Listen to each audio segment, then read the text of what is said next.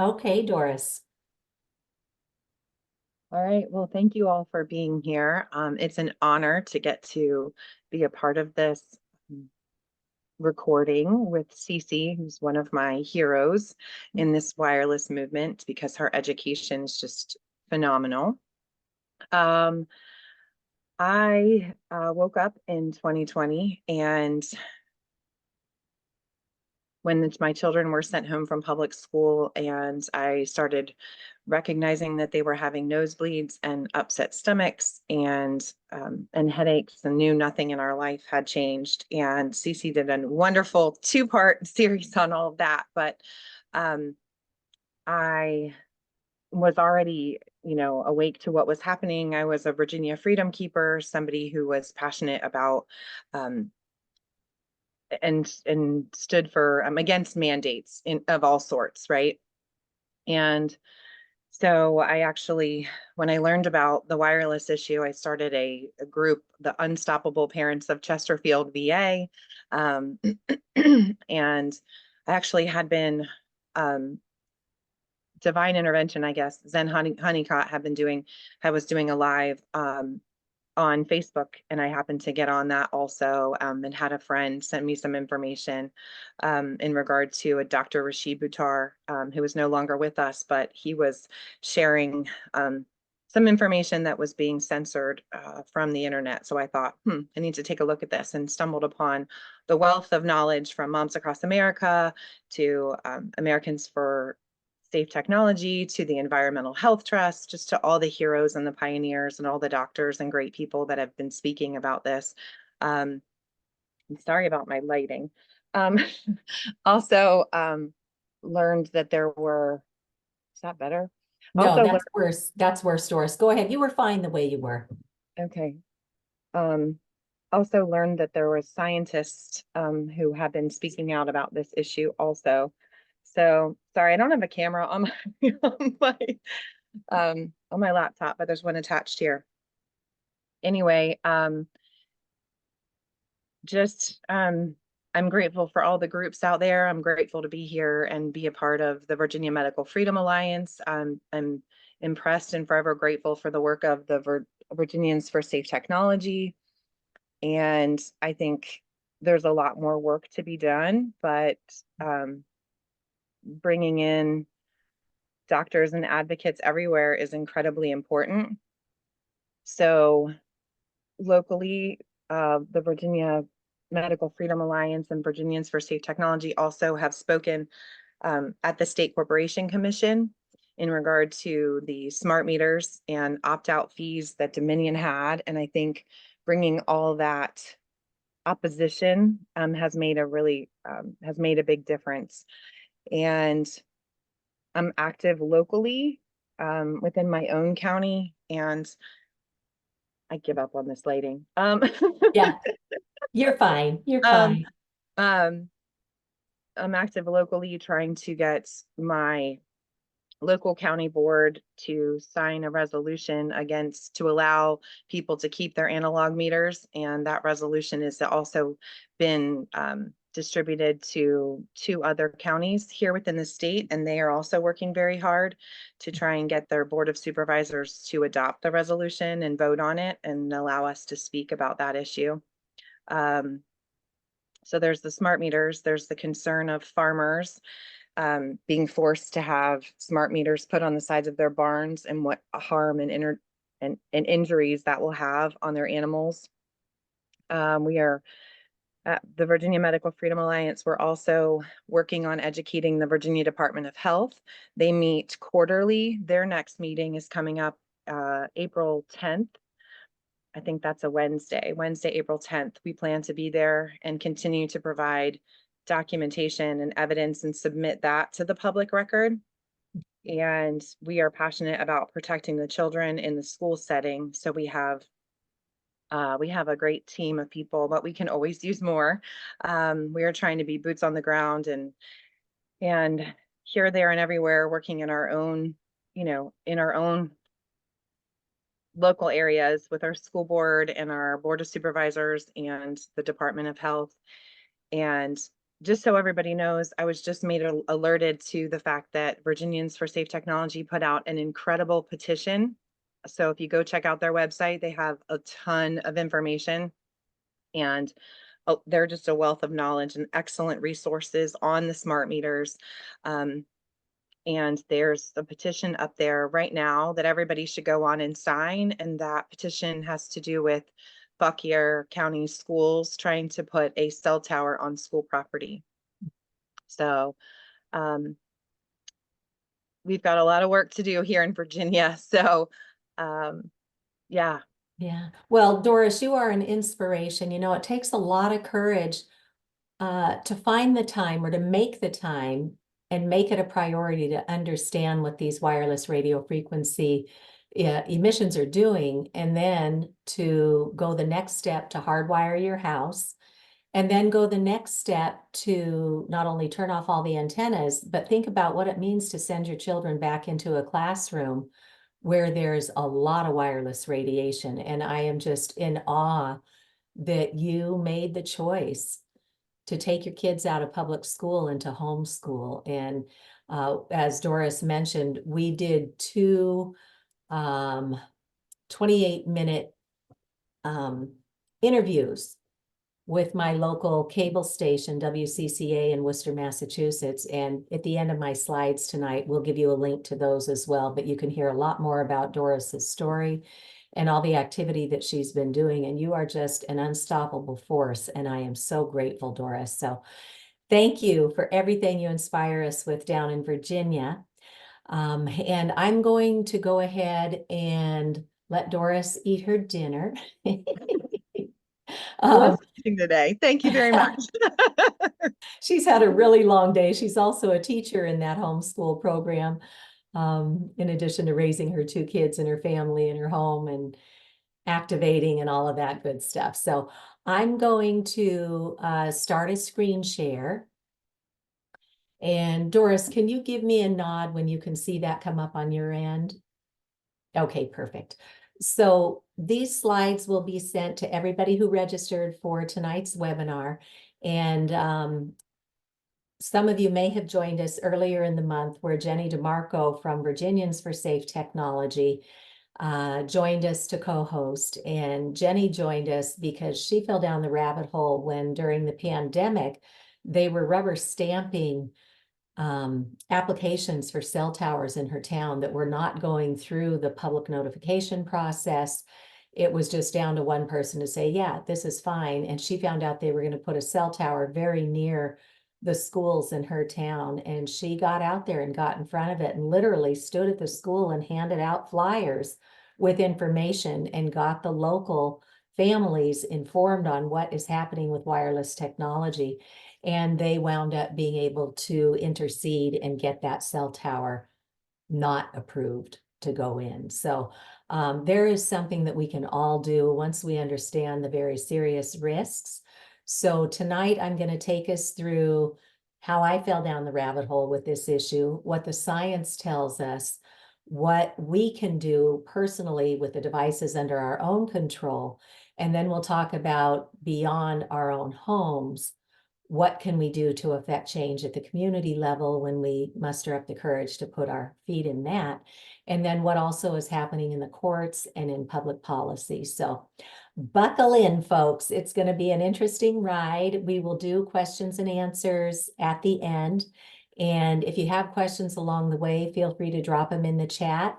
And Doris will keep an eye on that and will send us to those questions at the end of the presentation. So thank you again for giving us your time tonight. And that MTPW after my name just means that I had the privilege of earning a master's in technical and professional writing from Northeastern University.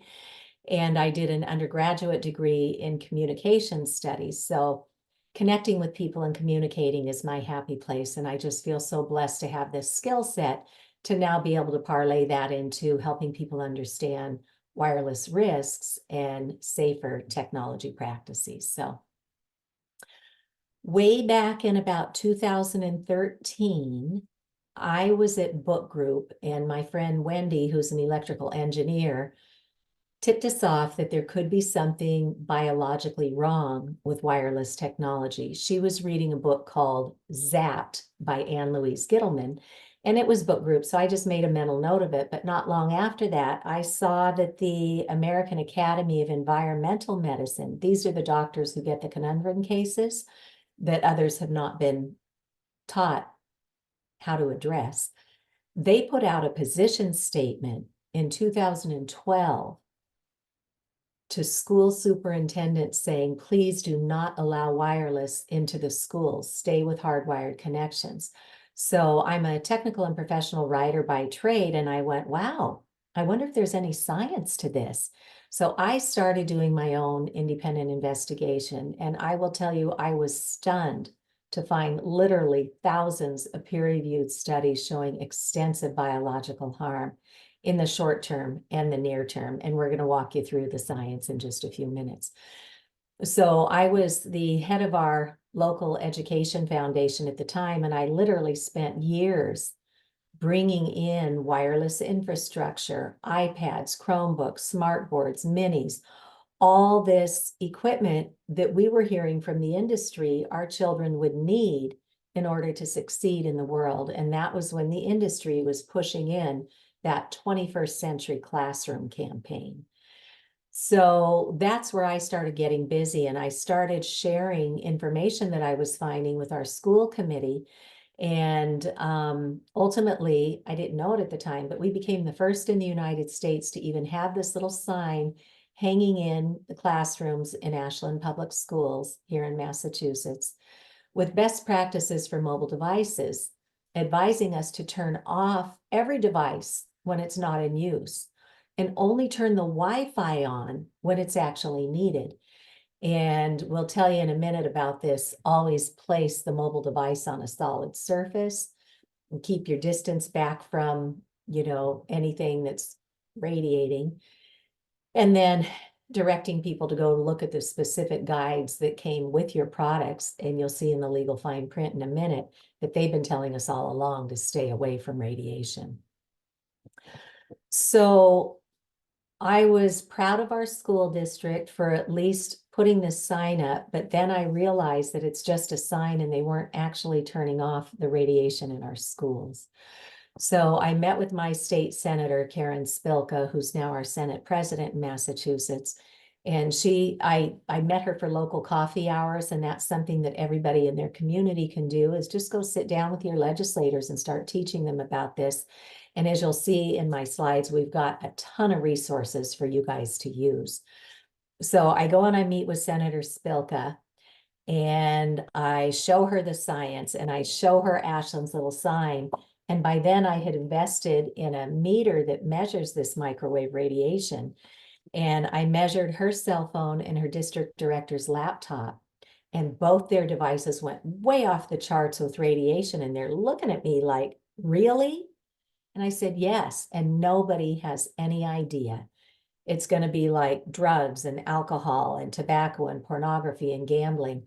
Adults will make the choices that they make, but we're morally obliged to look after our children and the birds and the bees and the pollinators and the trees and every other living cell on our planet. So Senator Spilka put me with this attorney in her office, and together we crafted very simple legislation that would form a commission, get the right minds at the state level together to look at this issue, and then from there, decide what to do. Well, we have had bills in Massachusetts for 10 years, and we've gotten some of them out of committee, and then they just die by the end of the session. But in New Hampshire, we got the first law passed to investigate, and there's some exciting news around that, and we'll share that with you tonight too. So then somebody over in Europe found the work that I was doing with our schools and with our legislation, and they brought me in to help with this little nonprofit that today is called Wireless Education. And I worked with one of the world's leading scientists out of Finland, Dr. Mikko Ahonen, and then Brett and Lynn West out of the UK.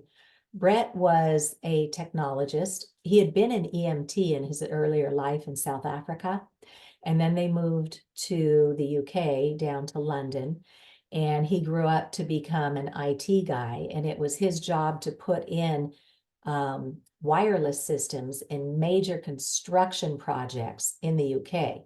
So he also saw that notification by the American Academy of Environmental Medicine that was telling our schools not to allow wireless in. And Brett's like, well, what is this? And he is a very curious man. Like, he reads physics books for fun. So he dove in, and it didn't take him long to piece together just what the wireless industry was doing. So he thought, wow, I could help people. I know technology. I know how to create safe technology. And so he was going to do a spin-off business. And then he realized nobody has any idea what you're talking about. So you've got to get the education out there first. And so Dr. Deborah Davis, who's a Nobel Peace Prize Nobel Peace Prize co-laureate on climate change, she figured out the wireless issue, and she is the president of the Environmental Health Trust, which is arguably the world's greatest think tank and scientific database on this issue.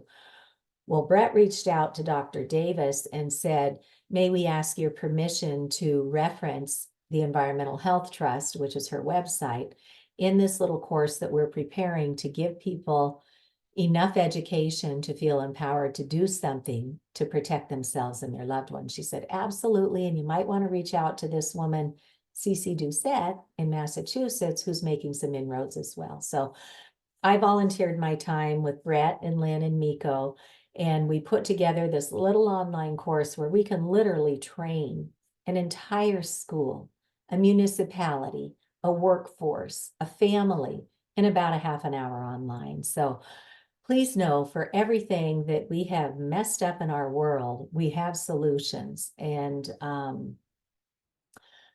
Dr. Davis actually brought a panel of experts to the Massachusetts State House back in, I think it was 2015 or 2016.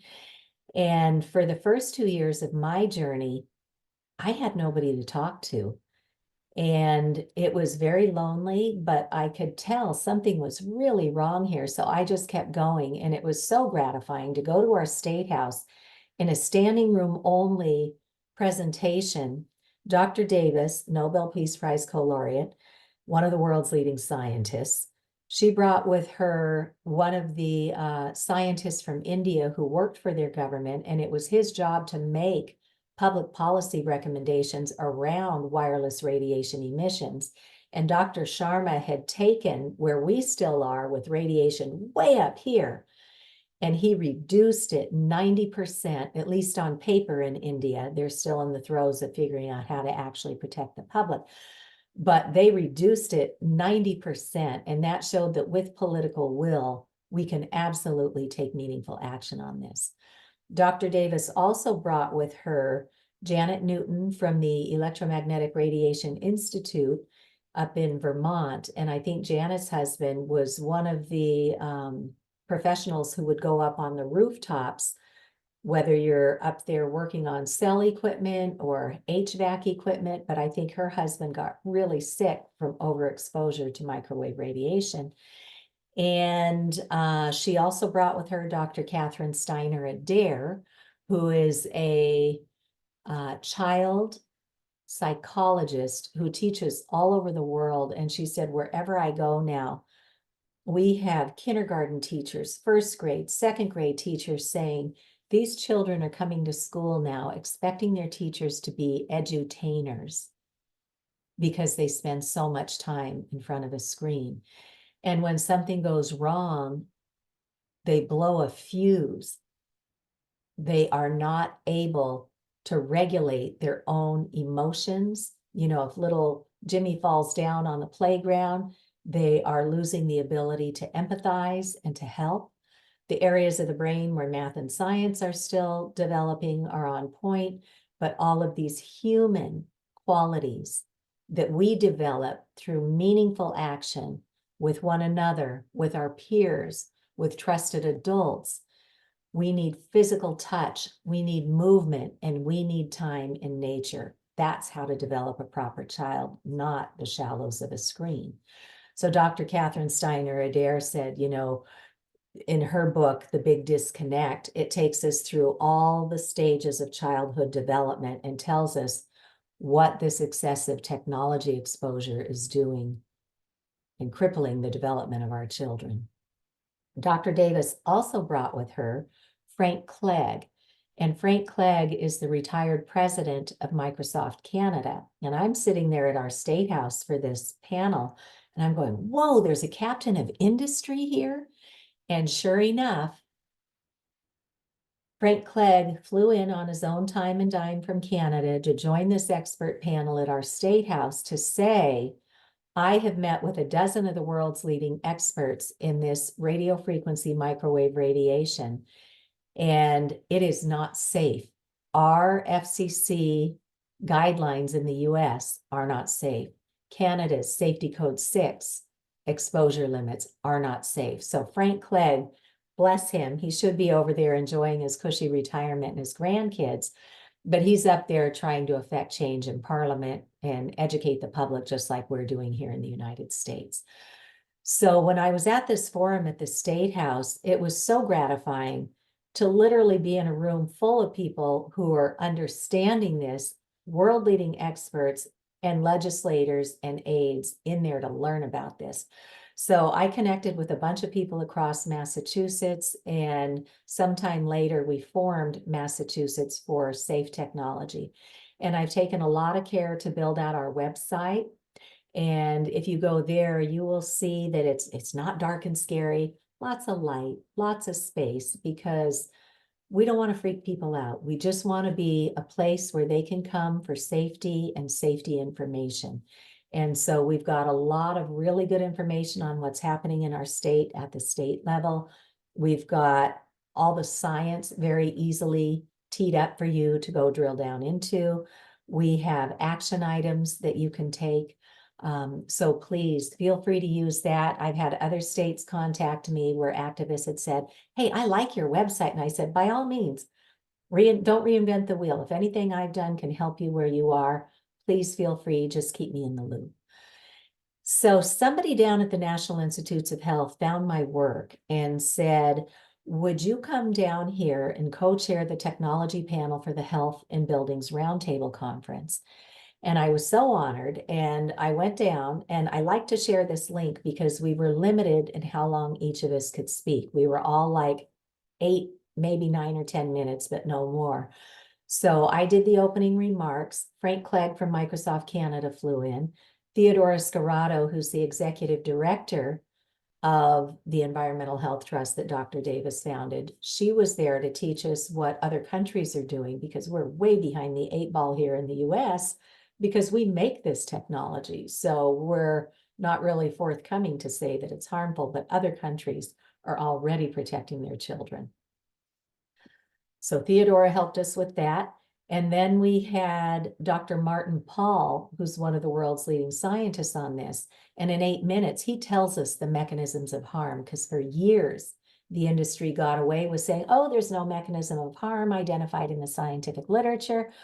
Well, the science has advanced, and Dr. Paul, in 8 minutes, tells us exactly what it's doing to our bodies, and we'll tell you that tonight too.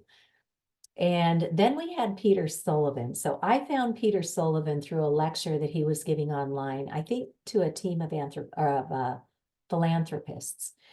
And Peter had been a fighter pilot in his earlier days, kind of like Top Gun. So he's up there, way up in the Earth's very high levels of electromagnetic fields, in a fighter plane that has radar mounted on the plane inside the cockpit, where he's got all this wireless instrumentation to be able to communicate back to the land. So Peter wound up getting very, very sick. He dropped unhealthy weight. His teeth started getting brittle. And then when his 2 sons came up through the preschool years, both of his children wound up on the autism spectrum. And Peter did what a lot of families will do. They will take a hard look at what's happening environmentally, and they'll get rid of the toxic food and go to a clean organic diet. He went so far as to do the heavy metal detox on himself and his children. And he says those are wonderful things to do to support your body anyway. But today he will tell families, start with the digital detox. Literally, turn off all the wireless signaling in your home for 12 hours a night. And so that's what Peter did. And today, neither one of his sons is on the autism spectrum. And I was like, wow, I didn't even know that was an option. And apparently there's something called de novo mutations, which means it didn't come from mom's bloodline. It didn't come through dad's genetics. It came from somewhere in the environment. So when we can remove these environmental exposures, we can see in many cases significant improvement in health and in communication abilities. And we certainly don't want to overpromise because we know everybody's body, situation, environment is different. But when we clean up these environmental exposures, there is a profession called building biologists, and they see these miracles every day when they clean up these man-made energies. So this is a good set of quick videos to establish credibility because it was done down at the National Institutes of Health. Now, one of the biggest gaps we had when I fell down the rabbit hole back in 2013 is we could tell that a lot of people were showing symptoms of microwave radiation poisoning, and we had no way to train their doctors. So people would go to the doctors saying, you know, I have all these symptoms. Doctors run the tests they know to run, and then they would come up empty. And then people go to a specialist and you wind up paying thousands of dollars out of pocket. They run the tests they know to run, and they come up empty. And in worst case scenarios, they'll say, well, gee, you know, there's nothing wrong with you. It must all be in your head, and give you a psych referral instead of getting you the supports that you need to bring your own biology back into homeostasis. So we're so very grateful that we now have this EMF medical conference. And you'll notice that I've been using a few different terms. So let me walk you through the alphabet soup in this issue. So EMF stands for electromagnetic fields. For what we're talking about today with wireless radiation, these electromagnetic fields are created by radio frequency microwave radiation that is used to carry our signal and our data back and forth from every wireless connection that we have. So EMF, electromagnetic fields, microwave radiation, radio frequency radiation, it's kind of all the same thing. There is another really important form of electromagnetic field, and we're not going to get into that, but you should know that there can be dirty electricity coming off the wires in your home that emanates through the wall into our living spaces, like 6 or 8 feet. So some people who become electrically sensitive have to figure out how to remediate that too, and there are wonderful resources to help with that as well. But tonight's focus is going to be on man-made radio frequency Wi-Fi radiation. So that's me and how I fell down the rabbit hole on this issue. So what caused my schools to even pluck up the nerve to have this little sign hanging in our classrooms? I think it was when they read the legal fine print that came with all of our devices that they kind of had a legal uh-oh moment. And so I invite anybody with us today who has an iPhone to please take that out right now and go into settings. For folks who don't have the iPhone, it's in your phone somewhere as well. You just have to go online and type in the make and model of your phone and type in RF exposure, and you will probably be able to bring up that fine print disclaimer. So our friends at the Environmental Health Trust have put up a web page called See the Fine Print, where you can go and look at what a lot of these devices are telling us. Like the iPad fine print had said, this can cause seizures and blackouts and eye strain. And I actually know of 2 families in neighboring towns where the children had their first seizures while using a tablet like an iPad or a Chromebook. Okay, so in your iPhone from settings, go down just a little ways and hit general. From general, go all the way down to the bottom to legal and regulatory and hit that. On the next screen, about 4 down, you'll see RF exposure. This is man-made radio frequency radiation that in this fine print disclaimer, that's been in there all along, it tells us a couple of really important things. One, this device was tested at a distance from the body. So if you are putting it up here, if you're tucking it in your bra or your shirt pocket or your suit pocket or your waistband or your back pocket, you're exceeding the Federal Communications Commission's guidelines for public radiation exposure limits. And those limits were never tested for biological safety. And as we'll see in a minute, the FCC has been sued for ignoring 11,000 pages of scientific evidence of harm. When you read a little further down in that fine print, they say to reduce your exposure, basically don't touch a radiating device. Use a hands-free option like the speakerphone or a headset. And I'm going to stop my screen share for a moment because, again, anything that we've created a problem with, we have solutions. So I want to show you that instead of putting a wire into your device and running that right up to your brain, one of the properties of this radiation is it amplifies around metal. So what you can look for instead is something called a hollow tube or an air tube headset. It plugs into your device, right into the jack on your device. It's got a nice long cord so you can put the device that's radiating far away from you. It's got good, sound control and muting here. And then it goes up to these little ferrite beads that stop the radiation, but allow the audio signal to come through this hollow tube or air tube headset. And notice there's no metal, just a couple of rubber tips that are now going up to your head. So you want to look for a hollow tube or an air tube headset. And when I first figured out what was going on, I went back to my friend Wendy and I said, Wendy, it's invisible. How do I know this is really going on? And first we started with a crude little AM radio and went to the far end of the dial, the low end, and it would give us all this static if we were in a high EMF environment. So I kind of walked around the house and played with that for a while. And then I discovered there are actual meters on the market. This is the one that was recommended at the EMF Medical Conference. It's called the Safe and Sound Pro 2 Broadband Radio Frequency Meter. And in the scientific literature, they want us to be at 10 or less on the maximum number on here. And the unit of measurement is something called a microwatt per square meter. So basically, like in 3 feet of air, how much radiation do we have? They want us to be at 10 or less in our sleeping areas, and certainly no more than 100 indoors.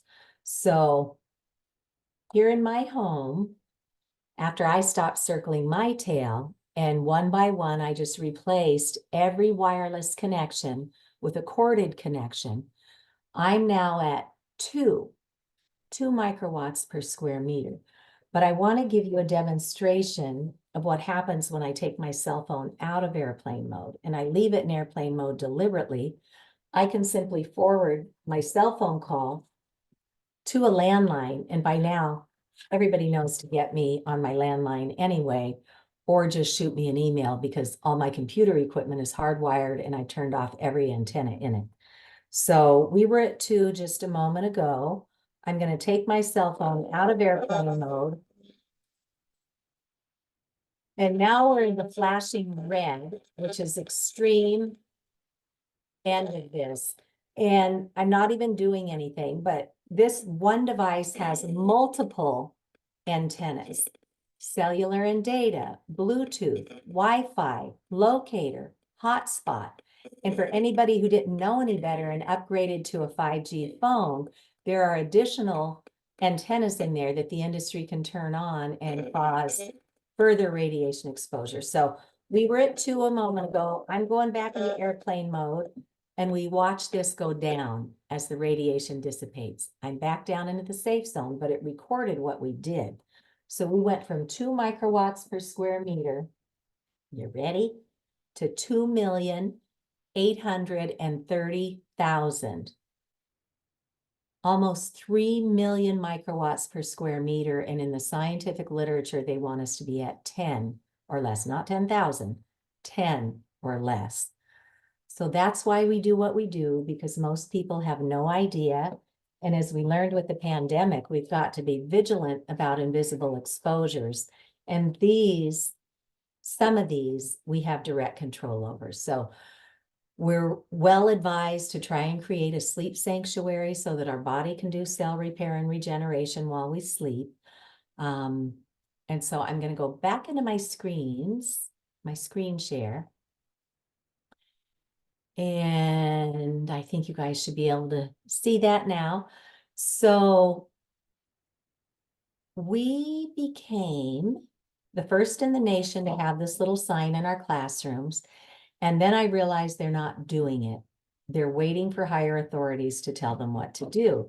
And once I realized that we have these meters, we have a grant fund in our town. So I submitted an application saying, let's get one of these meters for the schools and let's get one for the public library. So everybody can just have access to it, go home, see what their exposures are, and then we'll figure out how to sort it out. So I submitted my application to our select board, which is like our city council. And they were like, we don't really understand this. Come back next time. So 6 months later, I resubmitted my application. And they're like, it's probably more of a Board of Health issue.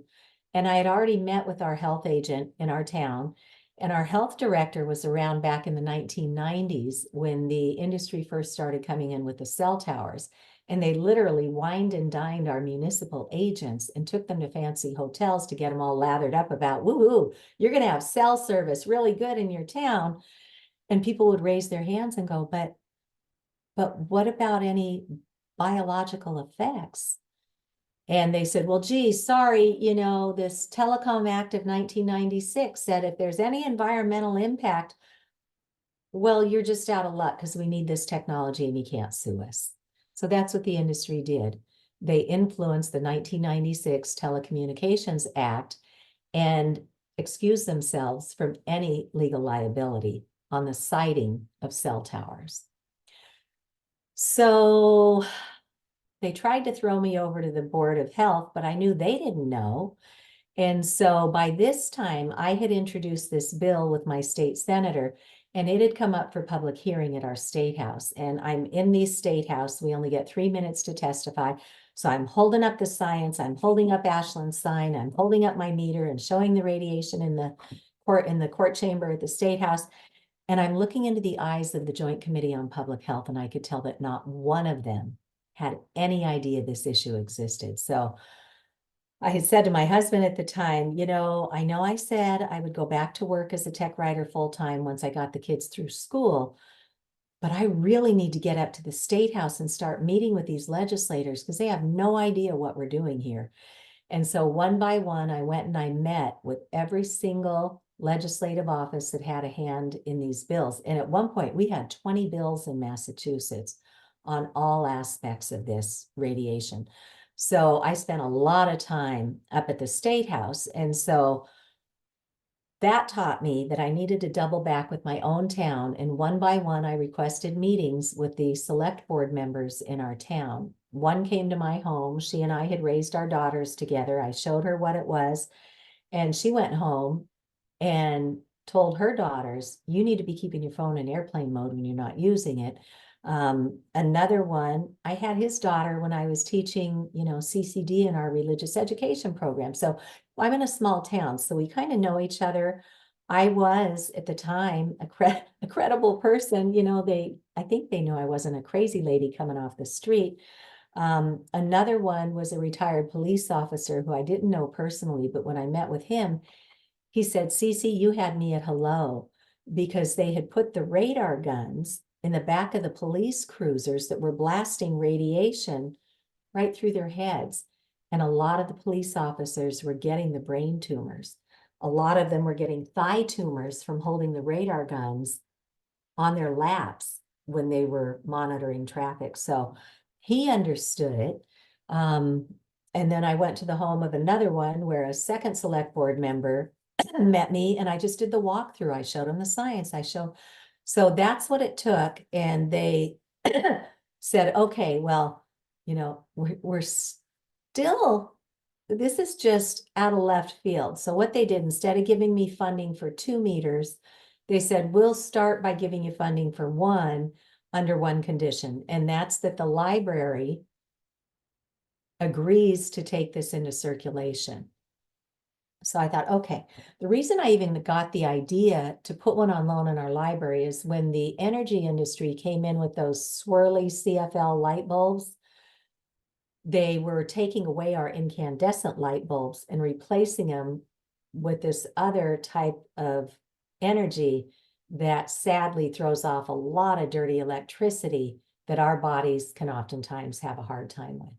So what they did as part of their marketing program when they took away our incandescent light bulbs and put these CFLs and LEDs out, is they put a kilowatt meter on loan in a little case in our library on the hopes that citizens would take that home and measure how much their incandescent light bulb uses for energy and how much these new light bulbs use, which go on, off, on, off, on, off, on, off, on, off.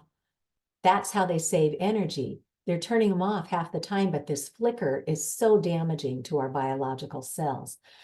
But they put this meter on loan in our library for the kilowatt meter, and that's where I got the idea to do this with a radio frequency meter. And so we became kind of like a pilot program here in Ashland, Massachusetts. And now I'm getting word from people around the country that they love that idea, and now they're getting them for their libraries too.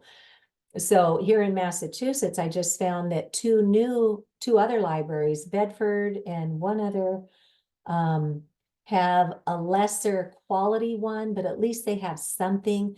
These meters, the acoustimeter is what we put in my library back in 2016, and that Safe and Sound Pro 2 that I just demonstrated. These are really good. They're certified, they're calibrated, and they will pick up signals that some of the lower quality ones won't. So if you can get a $400 meter, that's probably the way to go. Out in Pittsfield Library, I got mine through a grant. Pittsfield residents just went straight to their library and said, hey, can you budget for this? And that conversation is much easier to have today because most libraries today realize they have to invent themselves again because not everybody is coming to the library to check out a book because they can get it on their devices now. So libraries are creating new programs. And one of the things that a lot of our libraries have is a library of things. So they might have board games and puzzles and equipment. My daughter's on a wait list for a power washer at her library. Who'd ever thought you'd get equipment from your library? So it's not a big ask today to ask for funding to put a radio frequency meter in the library. And if your library doesn't have funding for that, or could maybe do 200 instead of 400, you are welcome to ask your librarian. You can't do it, but your librarian can. Ask them to contact the Environmental Health Trust, which has a small grant fund, and they may be able to help your town get one into circulation. So contact them. And then one of the last bastions of independent reporting left in our country is our local cable stations. With our mainstream media, it used to be we had independent journalists and we had the right to get out there and actually do investigative reporting and get the truth out to the public. Well, that was back when we had like 50 mainstream media outlets. Then they got bought out. And then they got bought out, and then they got bought out, and we're now down to the same 4 to 6 corporate entities that own pretty much all of mainstream media, and it is only their messaging that we hear. So that's why we see so much advertisement for, oh, 5G, how great, faster download speeds, whatever. And we don't hear the balance of information on what the scientific literature is telling us. So I love our local cable stations. My local one here in Ashland sent resources to my home, and we created this 23-minute public service announcement. And we literally go through my home and we videotape where common exposures are, from the printer to the cordless mouse and keyboard, to the smart meter, to the decked cordless phones and the laptops and the microwave oven, all these common places that we now have this man-made energy kind of bombarding our living environment. So we show what these exposures are and then make recommendations for how to remediate. And then I was recently offered my own program at WCCA TV in Worcester, Massachusetts, and twice a month I go into the studio and I invite others who are working on this issue, from doctors to scientists to citizens, and far too many people have been injured by this. So we do these half-hour episodes a couple times a month, and at the end of my slides, you'll see where you can access the ones that we did with Doris from Virginia Medical Freedom Alliance. So use the resources you have. If you want to go to your local cable station and say, hey, I want to pitch an idea, they love it when citizens come in and want to collaborate with them on a program. I would be more than honored to Zoom in, unless you're local to Massachusetts. I'd be honored to Zoom in with you and do some education for your community too. Okay, so what does the science tell us? First, we're going to look at the long-term effects. And 20 or more years ago, the Food and Drug Administration, the FDA here in the United States, commissioned the U.S. National Toxicology Program, which is part of the National Institutes of Health, commissioned them to do a study to see if cell phones could be harmful, because cell phones like 2G and 3G were the technology of the day 20 years ago. So they did their research, and at the end of the day, in 2018, they had a 3-day unprecedented peer review at the National Institutes of Health with world-leading experts on microwave radiation. And they determined in this National Toxicology Program report clear evidence of cancerous tumors and DNA damage. Now, clear evidence is the highest of 5 categories they can assign. Clear evidence should have triggered public policy, but it didn't, and we'll tell you why in a bit. DNA damage. This is the roadmap to grow a proper anything, from a child to a plant to a pollinator to a tree to any kind of biome. It was the infertility studies that got me activated on this issue. I started reading them, and they were showing us that they've taken male human sperm, exposed it to a laptop with the antennas radiating. It changed the DNA. It slowed the motility of the sperm, and it caused far fewer sperm to be viable or programmed cell death or apoptosis. It was killing it in 4 hours of exposure. And we had just sent my oldest daughter off to college with her MacBook, which she was using right on top of her reproductive organs. Our youngest daughter had just gone into high school, and for Christmas, we thought we'd give her a leg up, so we bought her a laptop. And so that was the day I found my voice on this issue, because I was like, you have got to be kidding me. Every child now, every child using a wireless device is now potentially damaging their entire reproductive system, let alone causing cancers and DNA damage. And then this whole neurotoxicity, we were already at epidemic levels of anxiety and depression among adults and children before the pandemic. And we now know this constant pulsation of microwave radiation is a neurotoxin. So Dr. Hugh Taylor, who heads up the OB/GYN program at Yale Medical, he has done some of the rodent studies and showed that if you expose the pregnant mouse to this radiation for a certain number of hours a day, those pups come out bouncing off the walls of the cage, much like a child with ADD or ADHD. And then Dr. Martha Herbert, who founded the Autism Lab at Massachusetts General Hospital, she's a Harvard pediatric neurologist. She's retired now. But she was seeing huge connections between what we know scientifically happens with microwave radiation exposure and what the science is telling us. So she worked really hard with the families in her care to start removing all of these environmental toxins, including the radiation.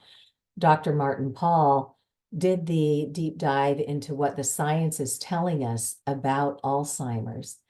And Alzheimer's used to hit late in life, like 70s, 80s, and 90s. And now we're seeing it in people in their 60s, their 50s, their 40s, their 30s, and even in some rare cases in their 20s. So we cannot continue to pollute the environment of the brain and expect to have human behavior like we used to have. So as I mentioned, mainstream media is co-opted by industry. So we're just so grateful when groups that are known out in the general public start taking this issue on. One of them is the Environmental Working Group, and they now have a PhD on staff that does investigation and fact sheets on wireless radiation. So I first learned about EWG when they put out their Clean 15 and Dirty Dozen list every year on pesticides, which produce can you buy conventionally grown and which should you really try to get organic because the chemicals are seeping into the parts of the plant that we eat. So Environmental Working Group has a number of fact sheets. This one is protecting kids from wireless radiation in school and at home. And then here's the other one here on neurotoxicity, what it's doing to our nervous system. So know your audience. If you want to have a conversation with somebody about this, if you think they know the Environmental Working Group, this might be a good resource for you to print out. So all these underlines, all these resources are teed up for you to get to know better. Now, children are especially vulnerable. They are not just little adults. Their skulls are thinner. Their brain has a higher water content. So inch per inch, they are absorbing more of this microwave radiation into their systems than you and I. And it's no good for you and I. So Dr. Om Gandhi and some of his colleagues did this modeling to show when an adult, these head models are turned sideways, the little dot is the ear. So when you put a cell phone up to your fully formed adult head, that microwave radiation is penetrating into about a third of your brain.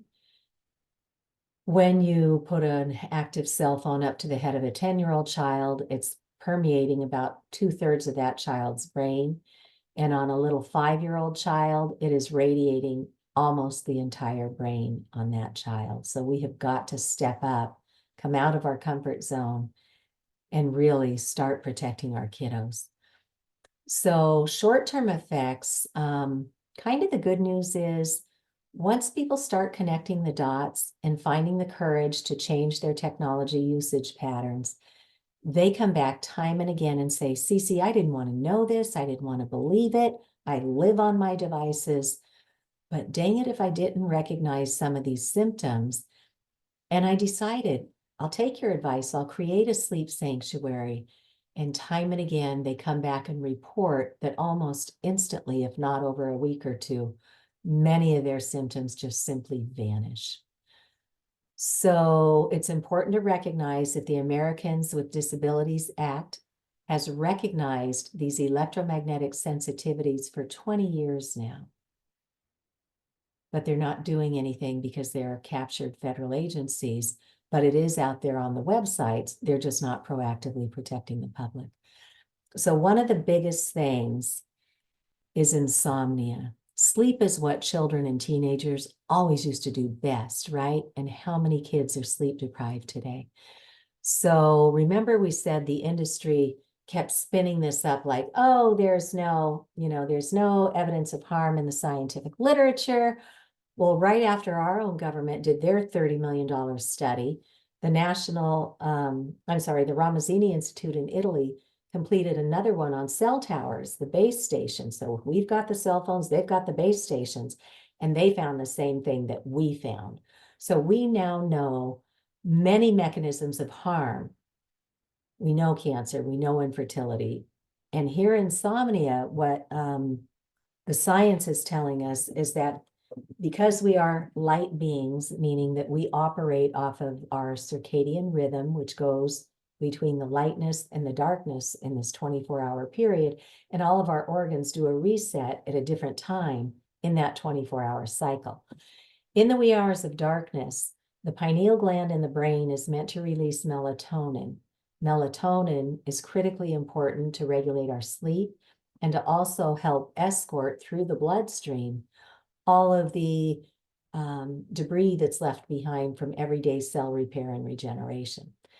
Unfortunately, our brain cannot differentiate between this man-made light energy form that's pulsing, pulsing, pulsing, pulsing, pulsing, pulsing, and natural daylight. So the brain's over there going, do, do, do, do, do, when's it going to get dark so I can release that melatonin? So we know once we clean up our sleeping environment, it can really, really set us up for much better health. Because otherwise, if we're not sleeping right, we get into a whole downstream domino effect on a bunch of stuff. So we know what's causing the insomnia. People talk about these stabbing, searing headaches or migraines that their doctors can't figure out. Well, we kind of know what's going on there too, along with the nosebleeds, the ear bleeds, chronic fatigue, and pain from unidentified sources. So there's something at play called the rouleau effect. In my little brain, I liken it to that candy Rolos, you know, that stack of caramel chocolates. In a healthy body that's not being radiated, our red blood cells are free-floating, nice little oval, round shapes that find their way to bring oxygen to all of our systems and organs. When we radiate our cells, again, this is an electromagnetic field. The first thing it does is it starts deforming these lovely little red blood cells. So now they're looking like bottle caps. And then because they're magnetizing, they glom together. And now you've got this stuck clump of red blood cells that can't get to where they need to go to oxygenate, bring oxygen to all of our systems and organs. So now doctors are telling us that oxidative stress is a precursor to most chronic illness today. So now that we know better, we can do better. And then there's the skin abnormalities. A lot of people will talk about, oh yeah, I get that hot ear when I have the cell phone up to my head. They'll talk about, you know, my tell is my pinky finger starts to tingle. Others will get rashes or flushing or heat.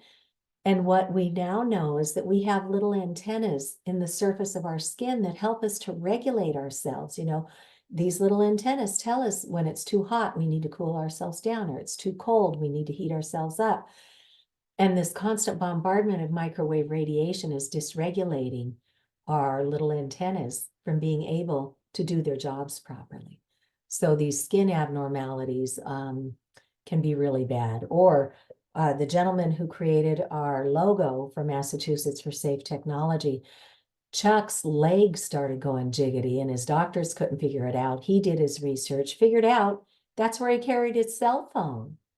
Once he stopped carrying his cell phone in his pocket in active mode, then all his symptoms went away too.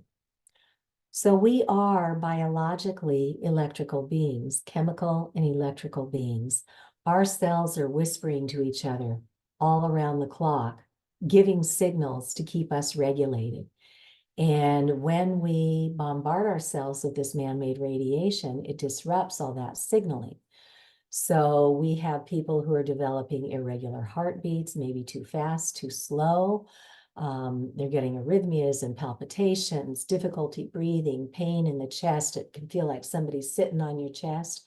High blood pressure, low blood pressure, depending on your own biological proclivity. You know, our lungs, our brain, all of these are big electrical organs. Cognitive impairment, you know, it's off the charts. And at the EMF medical conference, one of the things that just really broke my heart is they said, if we don't get ahead of microwave radiation, we are biologically changing the gray matter and the white matter of the brain where we would normally make good decisions. So if we don't stop radiating ourselves and our children, we can expect to see many more of these societal outbursts like we've been seeing in the increase in violence, in mass shootings, and all of this anger that we're seeing in our society. So we've got to step up and do what we can. And again, you know, the anxiety, depression, and suicidal ideation were already off the charts even before we added a pandemic. So it's not just you and I, it's every biological cell on the planet. And you can look at this additional body of science, peer-reviewed, that's available to us today. And our friends at the Environmental Health Trust just launched a new website recently called Wildlife, Wireless, and the Environment. It's a beautiful website, and you can get right to the science and know for yourself what this is doing and what we need to do to fix it. So some of what we know is that everything, the pollinators, the birds, you know, the bees, everything has this symbiotic relationship with the Earth's natural electromagnetic field. And there was a scientist named Schumann who figured out what the Earth gives us in terms of pulsating this natural electromagnetic radiation. Well, he figured out that it does that 7.83 times a second. So 7.83 hertz is the little cycle that's called the hertz. So basically 8 seconds, every 8 seconds, we get this beautiful healing energy that if we just get back out and connect to it, will help to regulate our own biological systems. And so the birds and the bees, they all have their own mechanisms like magnetite in the brain or the beak that keeps them in symbiotic connection to the earth that allows them to navigate, get back to the hives, get back to the nests to do what they do in our world. Well, when we bring in this huge layer of electropollution, it starts dysregulating everything they've got going on too. And then, you know, it's a large reason we certainly need to get ahead of the neonicotinoids and the other chemical pollutants in the environment, but we are dysregulating the navigation systems of all of our flying friends out there, and they are not making it. Energy consumption.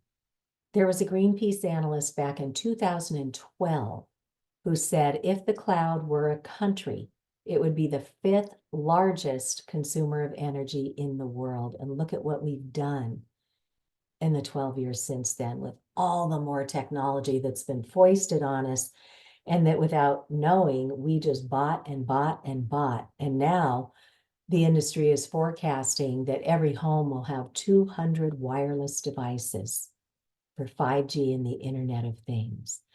So we have to do our homework and stop listening to these industry messages. Every one of our devices has dozens of minerals in them that were extracted through atrocious human toll down in the Congo and elsewhere. If we truly understood what we were doing to get those minerals, we would never just upgrade because the industry came up with a new shiny product.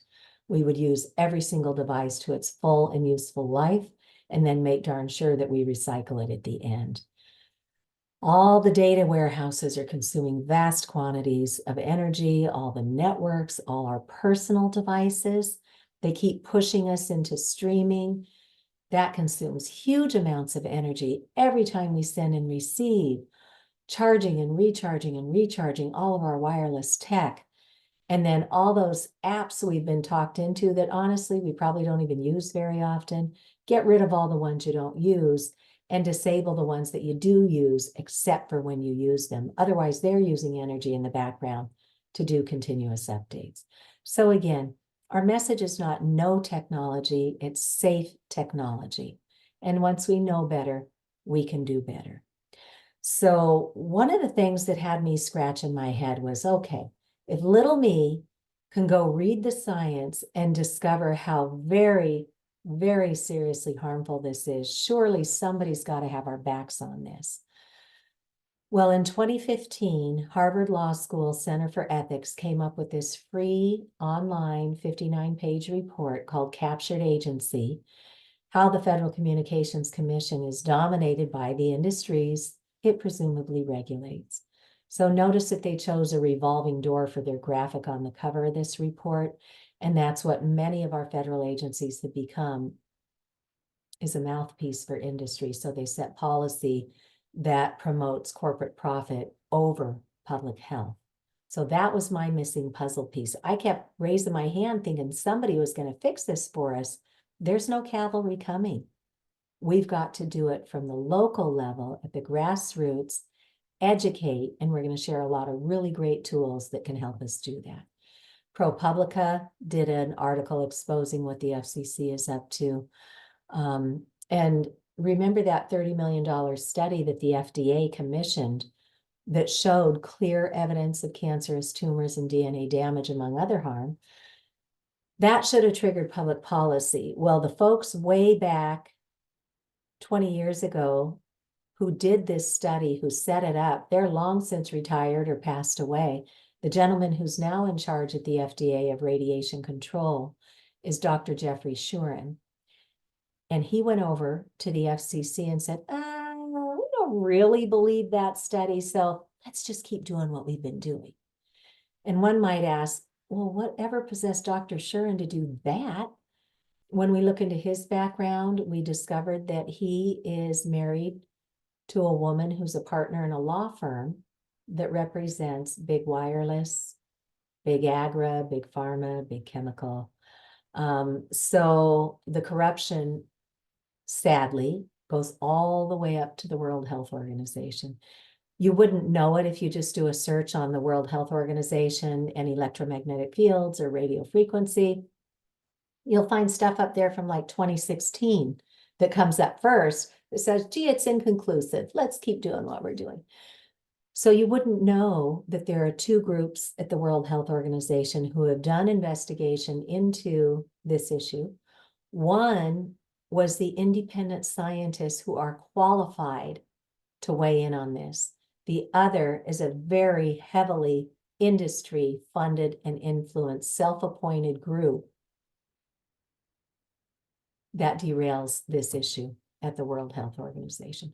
But once the National Toxicology Program and the Ramazzini Institute confirmed that there were serious biological effects, including cancers and DNA damage, the WHO had done an investigation back in 2011, but what was missing were these animal studies that we now have today.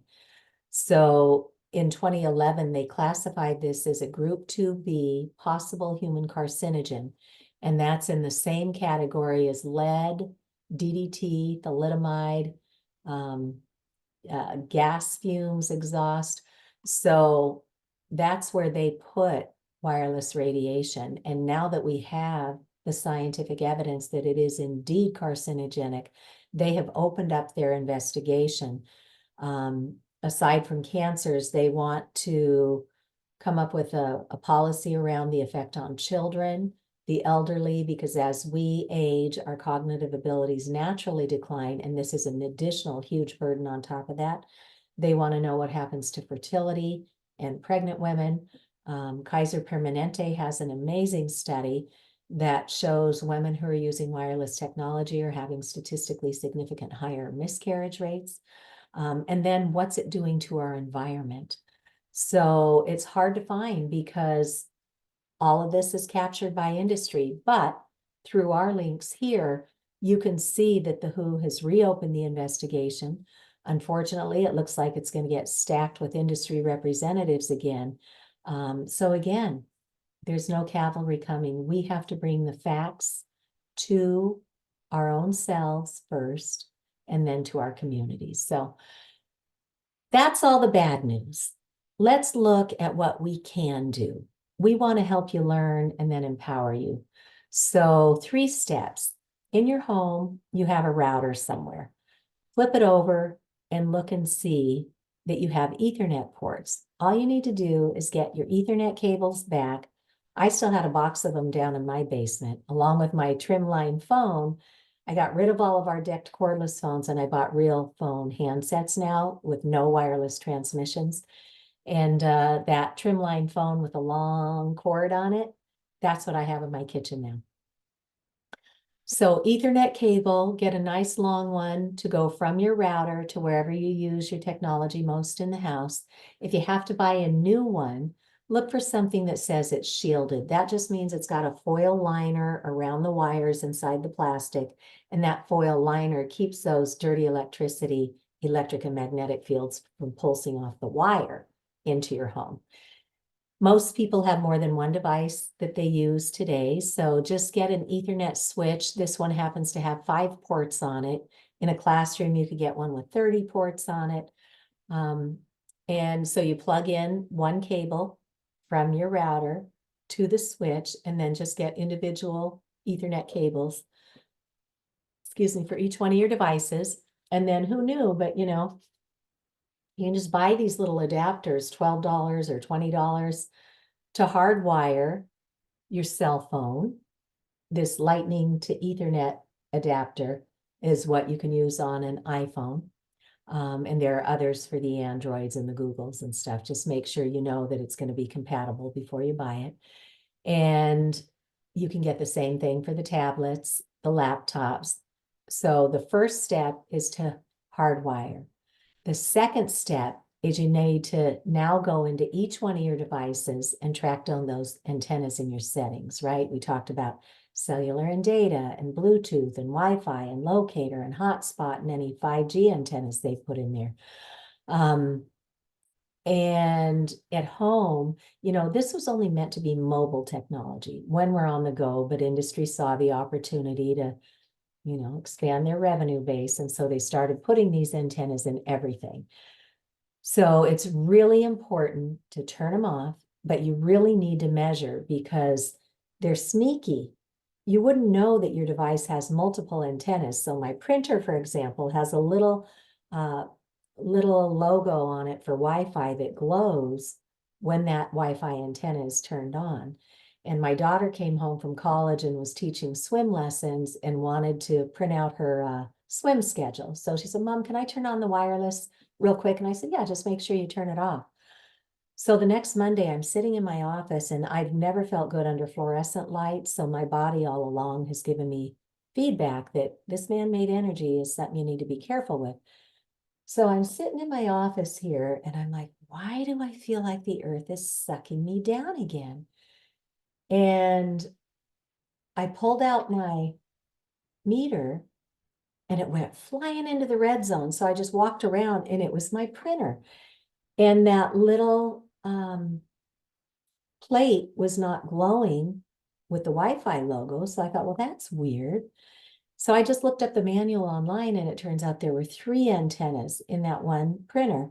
And all I had to do was track them down in the settings and turn them off and then just measure again. And the printer works fine because it's hardwired with an Ethernet cable to my CPU, my regular hardwired computer. And I found my corded mouse back downstairs in a box. I found my corded keyboard.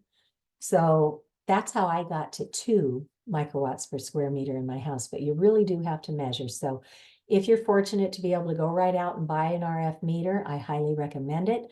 We have friends who share them in their communities. We can now get them through our libraries. So you really have to measure because they're putting these antennas all over the place. And, you know, as intimidating as it sounds, I just took my television down to the tech guy in my town and he opened it up. And this is all it is. This little circuit board. This is the wireless antenna. All I had to do was unplug it from the motherboard and put my TV back together. And now I can watch my TV without radiating myself. The stove that we bought, it was a smart stove and it was radiating me in my kitchen at 1,090,000 microwatts per square meter. And I had to have a technician come out and all he had to do was pull off the back of it, pull out this little board off the motherboard, and I measured again and I was back down under 10 in my home. So measuring is critically important. Okay, so those are for the devices that you and I have direct control over. There are other emissions in our homes and in our communities that we might not be able to control ourselves. The first one that we'll look at are these utility smart meters. So what is a smart meter? So I'm one of 10 kids. And when I was little, hide and seek could take a long time. So I'd be sitting there in the bushes, you know, just killing time, watching the little dials go around on the good old analog utility meters, right? It was just strictly a mechanical meter. Somebody had walked through the neighborhood, get your reading, and that's how you got your bill. Those would last for 40 or 50 years. That was a really good piece of equipment. Then the industry came and approached our towns and said, hey, we can save you some money. And the first pass was to get these digital meters. So now you don't have to pay some slow walker through the neighborhood. You can have a Department of Public Works guy in a truck drive by, turn on all these digital meters to get into the neighborhood, turn them all on, and then drive by and put his scanner, out the window to your house, get the reading, and then drive off and do the next house and the next house. And then when they were done with the neighborhood, they would call up and say, okay, we're done with this neighborhood. You can turn off those radiating antennas on there. That was the first step that they did. And then they came through and said, we're going to do the smart grid. We're going to put these smart meters on everybody's home.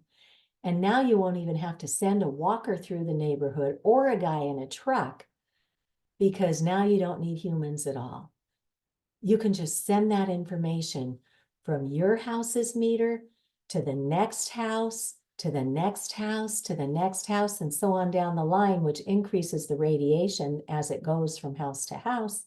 And then there's a collection station that picks up all this aggregated data that they'll then send off to the utility company, and that will generate your bill, or maybe even send a signal if there's a breakdown in, your electric or your gas or your water or your propane or your solar meter. That would be able to send a notification. Well, that all sounds good if it wasn't radiating the heck out of all of us.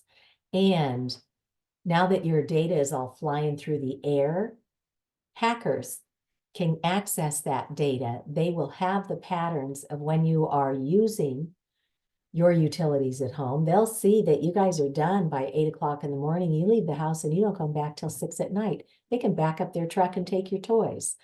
And then there are a lot of people really worried about privacy and data security, and all of this data being sold off to third-party vendors who want to then come sell you product, and those who might use it for more nefarious reasons out there. So these are not smart meters. Remember, we talked about one of the properties of wireless radiation is it amplifies on metal. So now you've got these radio frequency signals that can potentially hop onto the pipes and the wiring of your home and travel all throughout, creating your home into one giant radio frequency electromagnetic field, dirty electricity engine. And then there are so many reports of fires and explosions and improper grounding. It's not like they're hiring qualified electricians to do these installations. In many cases, they're hiring like ne'er-do-goods who can't get a regular job, and then they'll incentivize them to get into that neighborhood. And if you do 100% installations, you get a bonus. So we have people reporting that they'll break through fences, they'll cut off deadbolts that have been put around an analog meter where somebody doesn't want that smart meter. So lots of bad reasons for this. But with these fires, so let's say you get a power surge, and when the power comes back on, it overwhelms this smart meter. It causes a spark in the wall, and now you've got a fire. You call the fire department, they come down, but they cannot put that fire out until they contact the electric company or the gas or water or whatever's on fire there. When you've got an electric fire, if you point your hose at it, you're going to get electrocuted. You have to shut off the full electricity to the property, and that can take an hour to get it done. And if you've got a windy day, now you've got that fire blowing all through the neighborhood. So these are not smart. And at the EMF Medical Conference, they said this is a leading cause of sudden onset microwave sickness when these smart meters go on, or heaven forbid, a bank of them show up outside your wall. This is a big environmental justice issue. Industries of all sorts are known to peddle their toxic products. They'll start off in an an environmental justice community where you've got a large minority population that are working 2 or 3 jobs just to keep a roof over the head and food on the table. They don't have the time or bandwidth. They may have language barriers.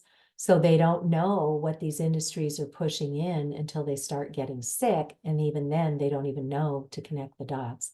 So here in Worcester, Massachusetts, National Grid came and rolled out their Smart Grid Pilot Grid program. And they rolled it out. They went way over budget. And then they went and said, oh, gee, the ratepayers can pay all the extra money on that. So our Attorney General's office got involved from a financial economic standpoint. And meanwhile, National Grid was going, hey, New York, hey, Connecticut, hey, Rhode Island, look how successful we were in Massachusetts. You guys are falling behind. You need to get on the bandwagon and adopt this smart grid pilot or this smart grid program too. So all these states are up against a wall on this right now, and citizens in many of these states are bringing this forward and fighting it. So it's a big environmental justice issue. Now we have some really good professionals who have done TED Talks on this. Jeremy Johnson was a Silicon Valley engineer, married to a medical doctor. And all of a sudden, he and his wife both started getting really sick really suddenly. Long story short, it was the bank of smart meters that went in on their condo. And Jeremy does a really good TED Talk, and these are all like 15 minutes. So again, know your audience. If you are trying to talk to an engineer or a physicist or a technologist about this, maybe you want to share this TED Talk with Jeremy. And then Dr. Alexia McKnight is a doctor, ironically, of radiology. She's a veterinarian radiologist, and she, of course, knows about ionizing radiation, which is the type of man-made radiation that can break the atom and do biological damage, you know, through heat. And she had no idea about the non-thermal, non-ionizing, low-level effects of today's man-made radio frequency emissions. Well, Dr. McKnight started getting really sick, headaches, anxiety, depression, cognitive impairment, to the point where she was out in traffic with her daughter in the car, and she could not remember if that green light meant stop or go. Thank goodness she made a 50-50 guess and got home safely, but something malfunctioned and they had to remove that smart meter from her home. She didn't connect it at the time, but all of her symptoms went away. And then they came back and they put that smart meter on again, and all of her symptoms came back. And then for whatever reason, they had to pull it off a second time. And that's when she pieced together that smart meter was what was causing her to have neurological damage. So she did a TEDx talk there as well. So good resources for you. So we talked about our own devices. We talked about those smart meters. Now let's take a look at the first cell towers that we had. Those were called macro cells, those big antennas. Macro cells that started on towers in industrial parks, 300 feet up in the air, far away from where we live or work or worship or go to school or play, our recreation fields. And then they started encroaching closer and closer. They started painting them the same color of a building. So if we can do it aesthetically, then it's okay to do. Or they put them up on rooftops, or they hide them behind facades, or they stick them in things that look like trees poorly, that then start, the plastics on those trees are now an environmental pollutant because they're breaking down and putting microplastics into our air and into our water. So these cell towers were a bad deal from the beginning, and then they started bringing them in right into our own close range living quarters. So it is critically important to investigate the non-industry funded science, because industry is out there telling every single town that, oh, you know, it's fine. The only people who care about this are the NIMBYs, the not in my backyard people. But we have the science, and what the science is telling us is that there is a death curve and a neurotoxicity curve that starts coming down at 500 meters from these antennas. It doesn't actually catch up to the general population statistics for death and neurotoxicity until double that at about 1,000 meters. So 500 meters is 1,540 feet. So we shouldn't even have these things anywhere near us, let alone any closer than, 1,600 feet, which should really be double that. So we have the science here that shows the harm and why these distances are important. And there's a website here in the US called antennasearch.com. You can put in any address and it will give you a return of a 3-mile radius of all these macro antennas within your 3 miles. So in my town, there's a couple hundred of them. When you go into our highly electropolluted cities now, like Boston, when I put in the State House address, it showed me that there were 1,520 towers in a 3-mile radius in downtown Boston. That's more than 4,500 of these toxic antennas at close range bombarding us with this man-made radiation. So these are all the dots on that map, and it's so densified. And then you look to see what a neighborhood looks like. This is the Ruskin Road neighborhood in Hyde Park, which is one of the Boston neighborhoods. And these folks are just inundated with cell tower radiation at close range. And now add these 5G small cells. So what is 5G? 5G is a marketing term. 5th generation technology is what they're calling it, but every vendor is doing it differently with a whole onslaught of different frequencies all bunched together in these small cell antennas in these canisters. So 5G uses the longer wavelengths that we were already using for 3G and 4G. So these longer wavelengths are able to penetrate through just about anything, including, sadly, our bodies. But that's how they get in through the walls and the floors and the ceilings. It's these long microwaves. What's left to monetize now are these tiny little millimeter waves. And so the industry is spinning it up that we're going to have faster entertainment downloads, smart cities, super highways. Woohoo! You can download, a movie in just split seconds. Take a look at who's buying the entertainment industry. It's the same parent companies that own the wireless industry. So this is a new revenue stream for them. And so these tiny little 5G millimeter waves can't go through objects effectively. The signal degrades with rain or snow or, heaven forbid, a tree is in the way. We have reports of industry coming in overnight and literally lopping off the trees so that their signal can get through to your 5G router or device. And here we are at a point in time with climate change that our cities are coming up with new plans to put tree canopies in to try and cool our cities in the hot summer months. And industry is just decimating the trees. So 5G is not replacing the existing 3G and 4G waves. 5th generation adds a whole additional layer of microwave radiation.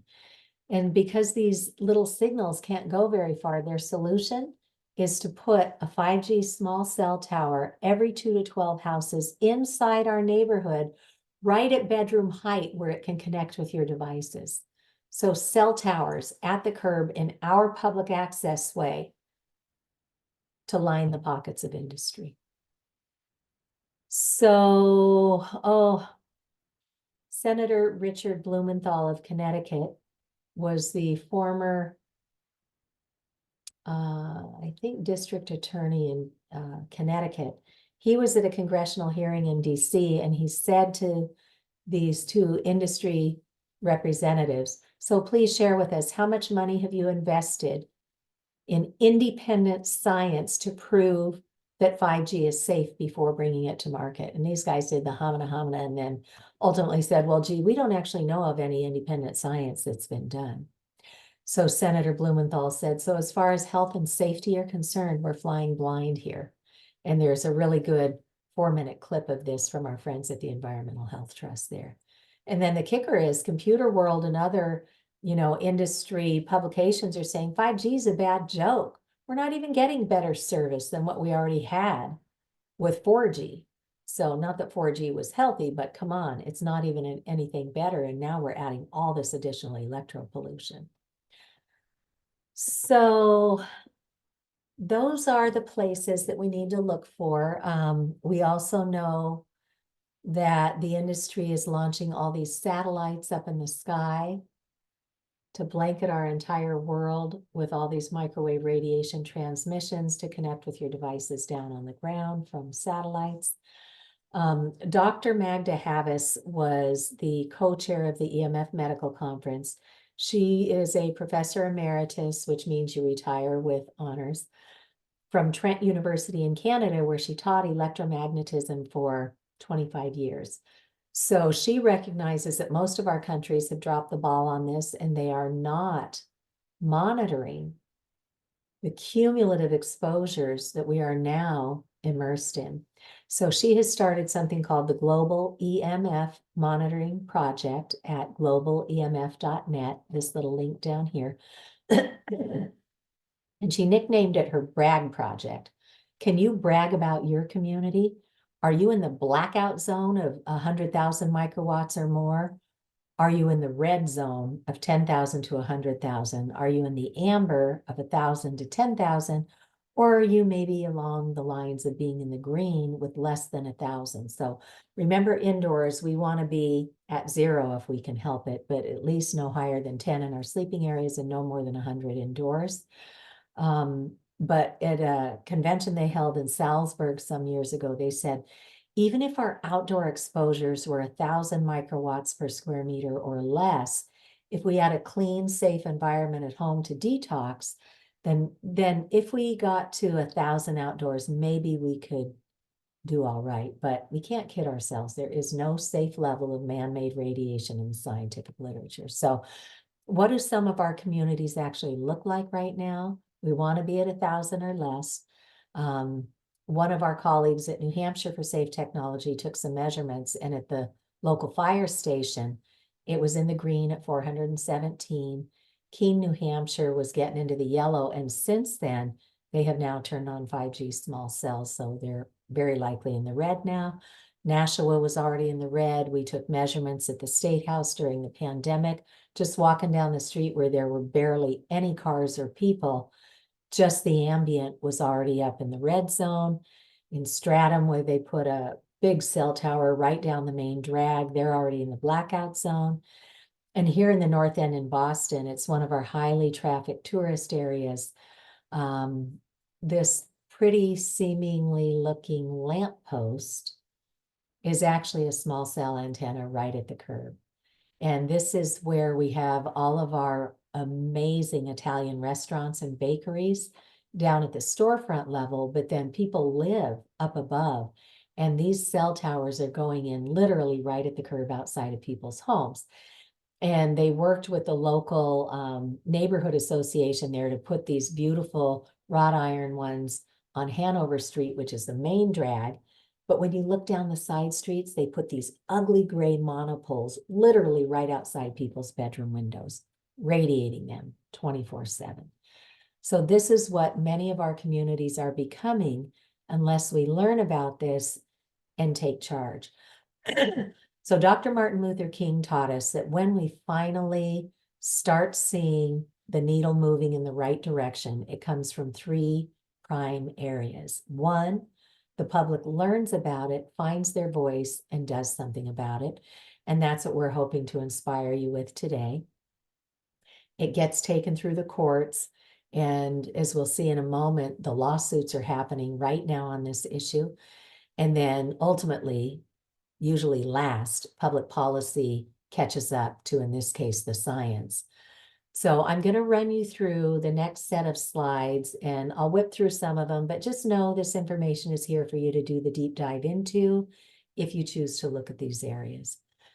So remember when Dr. Jeffrey Shuren of the FDA went over to the FCC and said, yeah, we don't really believe that national toxicology study. Let's just keep doing what we're doing.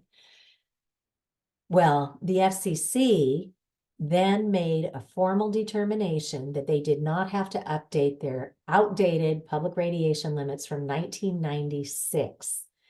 They entered that into something called the Federal Register. Once that was put in the Federal Register, then the lawsuits began, because for 6 years, the FCC had an open file, an open docket, 1384, into which scientists, doctors, citizens who had become ill from this or who had lost their loved ones because of radiation exposure, 11,000 pages of evidence of harm in the public record. These teams at the Environmental Health Trust and Children's Health Defense and elsewhere spent thousands of dollars pulling that public record together into 27 big fat binders that they gave to each one of these 3 judges in the DC Circuit Court of Appeals. And the judges are going through the science going, what? So they said to the FCC attorney, so please share with us, how did you determine that your 1996 public radiation exposure limits are still safe? And the FCC did one of these and said, well, the FDA said it was okay. So of course the judges said, well, where's the FDA's homework? And there is none. Not one of our federal agencies has done the full review of the scientific literature and implemented public policy. Back when we used to have qualified scientists, their programs were all defunded when the industry got that 1996 Telecom Act passed into law. So this is a leading lawsuit. The court found the FCC guilty. They said they were arbitrary and capricious in reaffirming those 1996 levels. And I had to go look that up. It basically means they never did their homework. They just decided to keep those toxic levels. So here in Massachusetts, we've got a really interesting lawsuit going on right now. For the first time in the United States, a board of health investigated. It took 1.5 years for these citizens coming forward to their town who got so sick when Verizon put a cell tower on top of their neighborhood with just 6 antennas on it. It's licensed for 48. When the first 6 were installed and turned on, children started vomiting in their beds, headaches, nosebleeds, nausea, dizziness, anxiety. The pets were getting sick. By the second summer, all the pollinators had disappeared. And so the Board of Health in Pittsfield, Massachusetts became the first to investigate. They talked to world-leading scientists. They talked to the doctors who have given diagnosis of electromagnetic illnesses to these families who had to abandon their homes because they could not live in them anymore. So the Board of Health wrote up an emergency order and said to Verizon, please come to the table in the next 7 days and let's figure this out. There was already a commercial landowner in Pittsfield who said, hey, we've got land over here. We don't care if you move the cell tower here. It won't be near a residential area. Verizon, doing what Verizon does, they are not a good corporate citizen. They waited till the 11th hour and then they went to the court and got an injunction against that Board of Health, saying, well, we don't think they have a leg to stand on because we have the Telecom Act of 1996. Well, the Board of Health had already done its homework and they had gone to their state level Massachusetts Association of Health Boards and consulted with the attorneys there. And they think that they have determined that that Telecom Act only applies to the siting of cell towers. Once a toxin comes into the community, it is the responsibility and jurisdiction of the health board to protect the health of the people and the environment.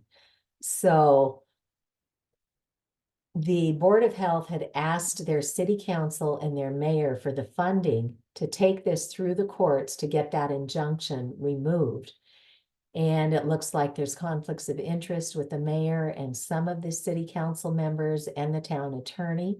The town attorney works for industry as well. And they refuse to give their own Board of Health the financing to take this to court to get those citizens back into their homes safely. So then, with great thanks to the Children's Health Defense, which is a team of attorneys who's been going after environmental polluters since 2018, they have offered legal services to the citizens of Pittsfield. And so now there is a lawsuit in Pittsfield to get that injunction removed so the Board of Health can do its job. We anticipate that that might come to fruition this spring. The court already allowed, the judge allowed for this case to move forward. And they're now reviewing the administrative record, and we hope to hear about that in the coming months. But there are lawsuits happening all over the country. One already happened here in the United States in Massachusetts, where a little boy became very ill from the wireless in the schools, and the school would not offer accommodations, so the family sued under the Americans with Disabilities Act. And for the first time in the United States, although they didn't win the lawsuit, for the first time, the court legally recognized that you don't have to have heat from a device. It's not just about the thermal effects.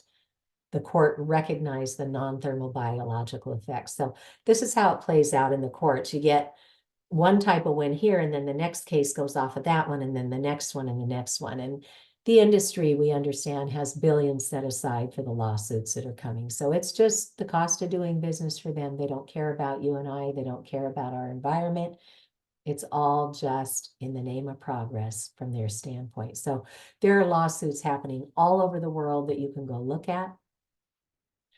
So we're learning, it's going through the courts, and then the public policy piece. So I mentioned that we've had bills in Massachusetts for 10 years that have, by and large, come out of committee but gone nowhere after that. Deb Hodgson is a citizen in New Hampshire who became really sick from this man-made electromagnetic Wi-Fi in her own home. And she figured it out. And her kids and her husband are thinking, oh, mom's crazy again. What's she doing turning off the Wi-Fi, right? Well, they had given her this plant that sat in her kitchen doing a whole lot of nothing for a very long time. She cleaned the house of all the radiation and just chose hardwired connections. Within a couple of months, that plant shot up 15 inches, and that was the only thing that had changed in their home. So the kids and the dad are looking like, wow, maybe mom's not really crazy. So she spoke to her state rep about this, and they got in his car and drove down to my home, and we taught him, and he put out a bill with very pointed questions. Why have Lloyd's of London and Swiss Re and AM Best all put exclusions in their policies? They recognize this as a world-leading risk, and they don't cover for damages. That should be a giant red flag for every one of our towns. And why does that legal fine print that we talked about at the beginning of this presentation even exist? And why is the FCC ignoring thousands of peer-reviewed studies and not acknowledging the biological effects at the non-thermal level? And why do we allow 100 times more radiation than certain other countries? And why is nobody looking at the cumulative effect of putting 30 kids in a classroom with 30 or 40 different devices or 60 devices that they're allowed to have their own cell phone, plus the laptops or the tablets, all of the wireless access points, the smart boards, the minis, our poor kids, we wonder why they are so sick today. So we've been at this for 10 years. In 2019, in 7 months, we brought forth the evidence and the experts, and we got a law passed. They spent 1 year, even during the pandemic, they kept this as a priority, investigating with world-leading experts. They had doctors on their commission. They had scientists. They had engineers who understand radio frequency. They had senators and state representatives. They had agency representatives from the State Department of Health, from the Attorney General's office, and they had the industry at the table. Let's get it all out there. And they came out with this groundbreaking commission report documenting all of the corruption, documenting all of the harm, and making 15 recommendations to get away from wireless. Wireless is no longer advanced technology for primary connectivity. We need to be running fiber optics to the premises and then picking up with cables indoors with adapters and turn off the radiating antennas. And as far as community infrastructure, get it away from where people are. Adhere at least to that 1,640-foot setback. So this is arguably, along with that Pittsfield emergency order, these two documents are the leading documents in our country. And I will tell you that the European Parliament are looking at this report as a prototype for what needs to be done. So Dr. Kent Chamberlain from the University of New Hampshire at the time was the chairman of the Department of Computer and Electrical Engineering. He is a lifer with developing medical devices using radio frequency. And he thought this was going to be a slam dunk. Of course, wireless is fine, right? He had never been taught the biological effects. So he started doing the deep dive. He vetted the science. He worked with a librarian at UNH and made sure that these are highly credible, peer-reviewed journals that these studies are published in, because the industry in the background is going, oh, those are cherry-picked. You know, those are fringe journals. They're not. They're highly qualified journals. So he has a 20-minute presentation here to talk us through the New Hampshire Commission report. Share that with whomever you want to bring into the fold quickly, and he makes his slides available. So we have seen a number of additional bills introduced in New Hampshire. Again, the retired president of Microsoft Canada, Frank Clegg, has submitted testimony that you can use locally that says wireless is no longer advanced technology. It's outlived its useful life, and we need to be bringing fiber optics to and through the premises, or high-speed cable or copper. So we see that public policy is the last thing to really make meaningful changes. We have had bills in New Hampshire that the industry gets in torpedoes. Maine, Connecticut, Massachusetts, all these bills that we have right now. Our commission bill has been reported out of committee favorably. We're waiting on our smart meter bill, and we're hoping that we can revive some of these other bills. But, you know, nobody's tracking all this sickness that's going on. We already have a database in Massachusetts that tracks sickness for our Department of Public Health. We need to get electromagnetic sensitivity added to that, because once we have better data, we can make better public policy. So there are bills in other states, including where our co-hosts are from this month in Virginia. They've got a smart meter opt-out bill there. They also have another one to give schools the right to say, get those cell phones out of school. It is disrupting the learning environment. That's a great first step. So lots of bills all over the country addressing responsible technology. So here's the ones from Virginia. We actually met with Senator Bill Stanley when I was down there for a Virginia Medical Freedom Alliance event that they held to educate doctors and others on this issue. We met with Senator Stanley, and he was just blown out of the water by the facts that we shared. And then Senator Amanda Chase also introduced this bill on utility smart meters. And you can go to Virginians for Safe Technology and see what they're doing on the ground there. And the industry rolls into town and says, oh, nobody else cares about any of this environmental stuff. It's just the NIMBYs, right? Well, you can go to Americans for Responsible Technology and find more than 150 groups all over the country that are working hard on this issue.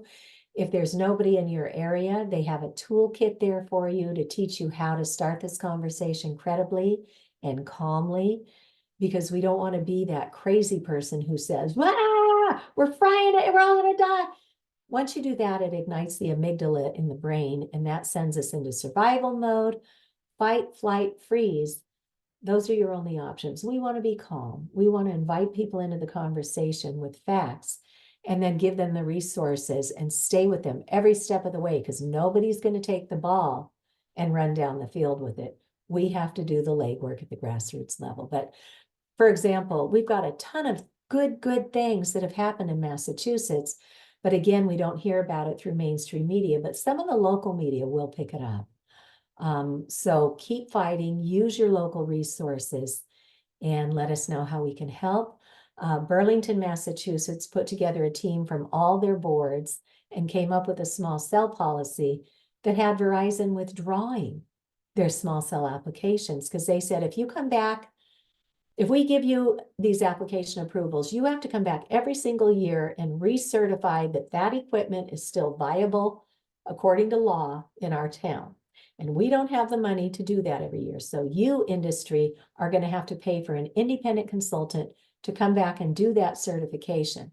Well, the industry knows they plan to put millions of these antennas in, so they don't want to have to pay a fee. So they withdrew their applications.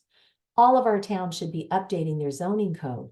And this has now become part of the national example with Americans for Responsible Technology. And here's their toolkit. Everything is laid out for you guys to get the ball rolling. And other towns have already started adopting what Burlington did here. So public servants are taking action. There was a grandmother in Easton, Connecticut, who brought this 5G thing forward, and they put a moratorium until it can be proven safe. And they've re-upped that moratorium a couple of times now. Just recently this fall, Stamford, Connecticut had a panel of experts who came in, educated, and it turns out that industry had gotten in the governor's ear and convinced him that they should go to the top 5 largest towns in Stamford, Connecticut, or in Connecticut, Stamford being one of them, and start putting these small cells on the utility poles right outside people's bedrooms for 5G. So once they were informed, the municipal leaders in Stamford said, no, thank you, Governor. We do not want that in Stamford. So it can be done. There are many examples all over the world. And for our schools, guys, we have got to step up and quickly. It's not just about the industry with this recent push to put cell towers on the school property. It's what we've done inside the building with these wireless systems and devices. There's a doctor down in Louisiana who's an ophthalmologist, and she sees that screens are not our friends. We used to always have our eyes scanning to infinity and beyond, and that's what kept the shape of our eyes the shape it was meant to be. Now that so many adults and children are spending vast quantities of time short range in front of a screen, it's causing myopia. It's warping the eyeball. And now we've got an epidemic of myopia.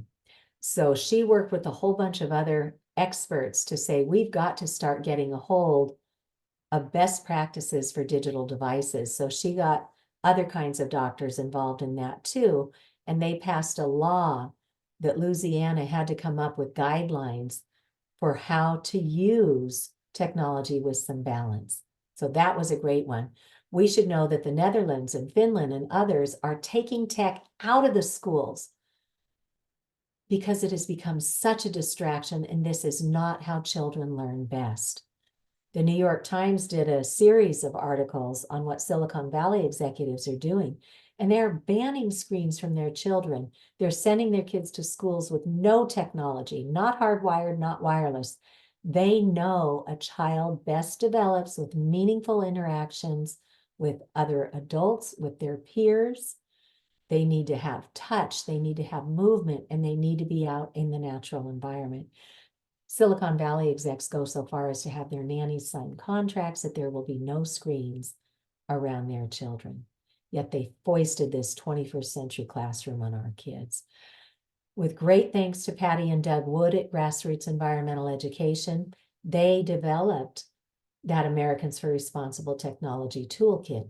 They have also come up with a toolkit called Tech Safe Schools that if you contact them, they will personally send an information packet to your school leaders to teach them the health risks, the legal risks that our schools are now exposed to, and most importantly, how to remediate. It's all there. So please use these resources. The Massachusetts Breast Cancer Coalition has already done kindergarten through grade 12 curriculum on how to prevent these microwave sicknesses. And then Dr. Alexia McKnight, who's that radiologist who got so sick from the smart meter, she brought me into her children's schools on their professional development day. And we gave 4 lectures throughout the day. It was great. We've got a 46-minute video of that. where we taught the teachers what this radiation is and what we can do to have connection and also protection. So here's our little schools and families course. We can train everybody in about a half an hour online. We can do sliding scale. We just charge a minimal fee of about a $15 per license to cover our overhead. But we'll certainly work with you on whatever sliding scale your schools might need. And then our friends at the Environmental Health Trust has an amazing list of, posters, flyers, postcards to help you get word out. Maryland was the first public health agency to investigate this. At their state level, in the children's health area, they have a fact sheet now that recommends hardwired technology in our schools. And then Dr. Tony Stein worked with the U.S. Collaborative for High Performance Schools. This is a group that does green school ratings, and she got them to do a low EMF best practices module that is optional. So we know how to do this. We have professional solutions. We have the first textbook is out. We know how to do this. We have an award-winning film called Generation Zapped. Most of our libraries have that in their streaming. Just download it and then watch it without the antennas on. PBS has already done 2 episodes on this. So tons of resources for you once you have the courage and the information to go out there and start helping yourself, your loved ones, and your communities. And again, we're not wanting to take away technology. We want to get to as low as reasonably achievable, which is what the Centers for Disease Control already, postulates for ionizing radiation. So we have all these resources available to get us there.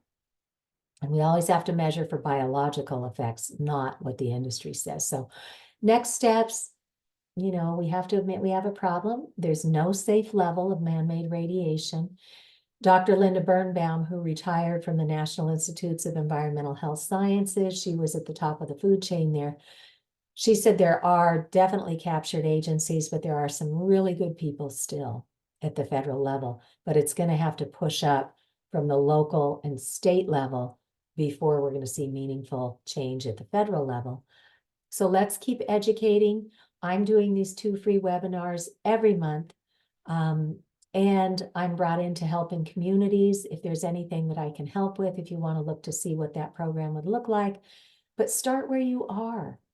What professional groups do you have access to? They're always looking for public speakers, and I would be more than honored. This is my happy place.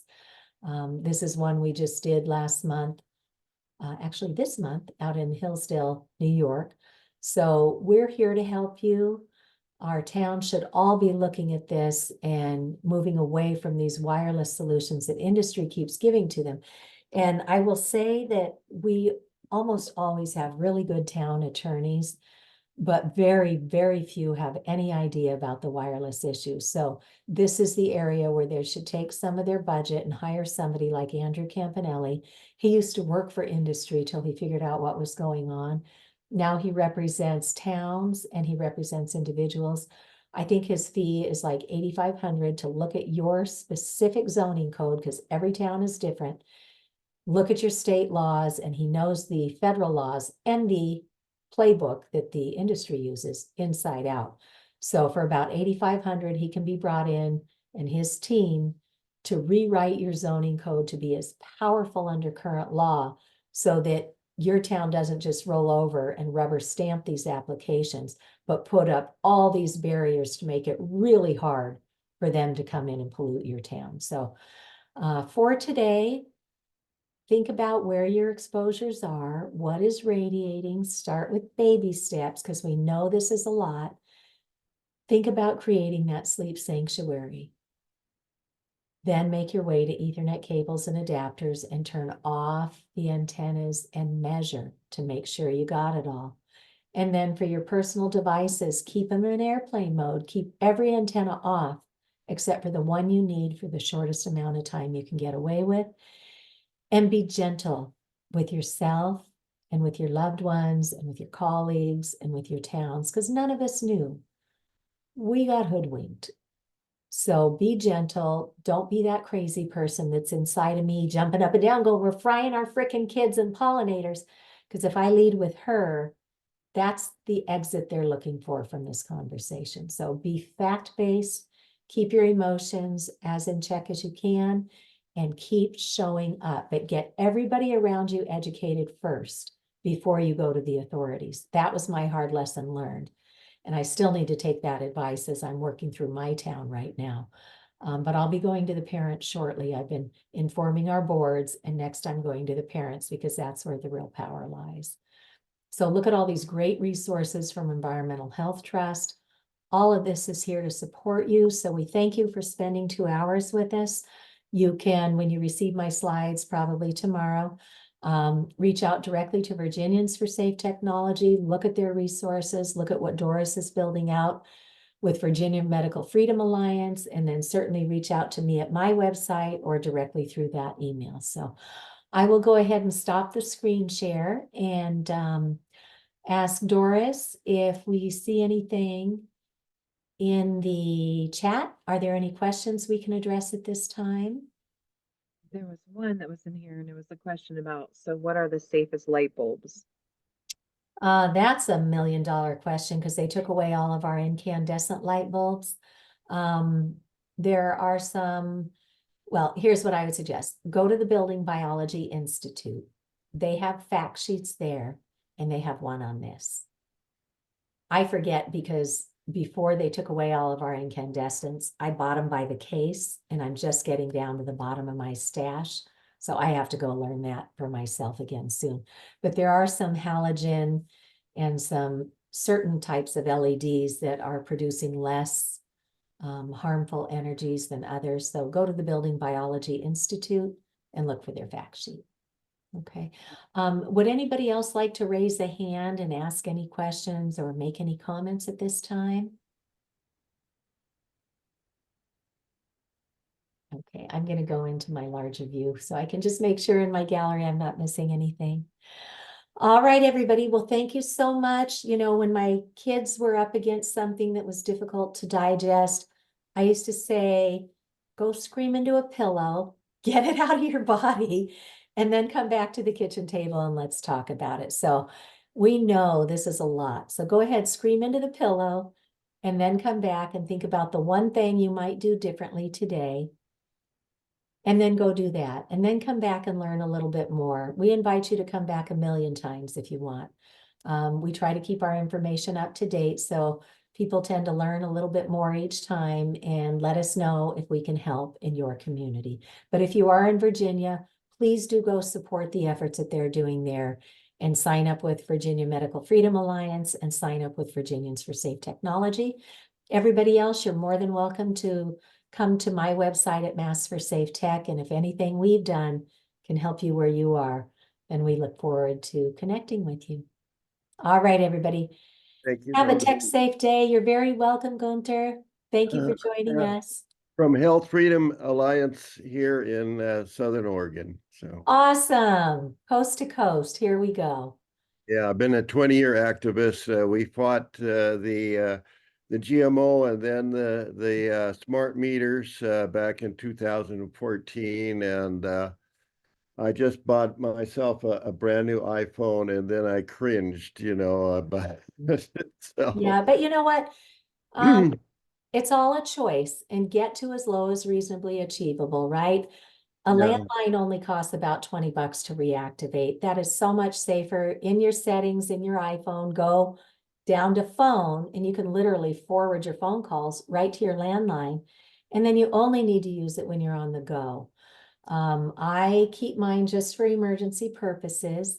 Lots of little tips and tricks. You know, if you're going somewhere and you need to navigate, once you get the nav, go into airplane mode. And Right. it's using a triangulation satellite system that it's not radiating you. So long as you don't take a wrong turn, it'll just guide you right to where you need to go. So lots of little tips like forwarding your cell phone calls to the landline, creating that sleep sanctuary. And thank you for 20 years of activism. Man, it's impressive because it's exhausting hard work. We're rooting for Robert Jr., so. Yeah, he is the only one of the candidates who has taken on these environmental polluters. So, you know, folks are welcome to go out to RFK Jr.'s website and see what he's about. I'm very proud of the work that he's done too, so. Absolutely. Thank you. All right, everybody. Well, you have a tech safe night and we look forward to seeing you next time. Doris, thank you so much for giving us so generously of your time when I know you're trying to pack your family up for a road trip. Thank you. And thank you, to everybody that's out there spreading the word about this because, our family is in Pennsylvania and that's where we're headed and they're battling there strong. And unfortunately we have loved ones uh, that have smart meters stuck on the sides of their homes and their health is in jeopardy. So it's really going to take all of us and everybody stepping up and people waking up and realizing, in the wealthy schools like the Waldorfs, the elite, the wealthy, they don't have technology in those schools. Why is that? And Yeah, I'm so emotional. I'm sorry. I'm emotional. I know, because you took your It's a kids lot. out of school and you're homeschooling them and it's exhausting and it's not what you signed up for. You're paying taxes for your children to be educated and now you're paying out of pocket for a homeschool program too. It's not right. So again, let's just keep educating and keep showing up. And like I said, get everybody around you educated because if you're a lone voice, you're easily swept under the rug. And we've got that whole toolkit from Americans for Responsible Technology to teach you how to build a team around you. And then you don't have to carry the burden all by yourself. So keep at it, guys. Let me know if I can come help educate further. And we'll see you on the next time. Thank you so much. Thank you, All right, Cece. everybody. Good night. Good night.